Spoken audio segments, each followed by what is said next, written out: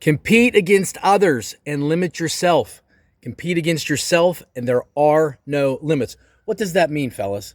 This one really gets me rolling because, people out there, think about the people that you're surrounding yourself with. I live in a small town, and if I competed against everybody in my town, the level of victory that I would have to go to may only be to here, and I might be at the top of the scale going this far because the people, the measurement. How am I measuring my success? We measure it by, unfortunately, most of us, by the people that we surround ourselves.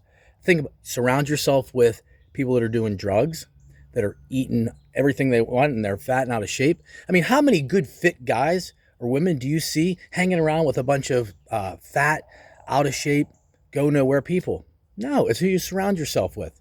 So when you compete against those around you, it limits you because it limits your thinking. But when you compete against yourself, not worrying about your surroundings, don't worry about the environment. Every day you're pushing yourself to be better based upon the day before. That's where true success comes from. Because you may be trying to compete against people, you see them on the internet, somebody who has just genetic superiority when it comes to weightlifting, somebody that does when it comes to education. But listen, we all have our specialty. We can all work harder in all those areas. Maybe we're not going to be a bodybuilder. Maybe we're not going to run a company like, Apple or anything that's big, okay?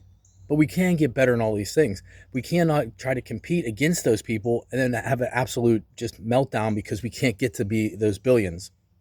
But if you compete against yourself a little bit every day, let that pride be inside here, not out here. Don't be out there searching for that pride because it's not going to be given to you. You're not going to find it. You're going to feel that you're empty inside.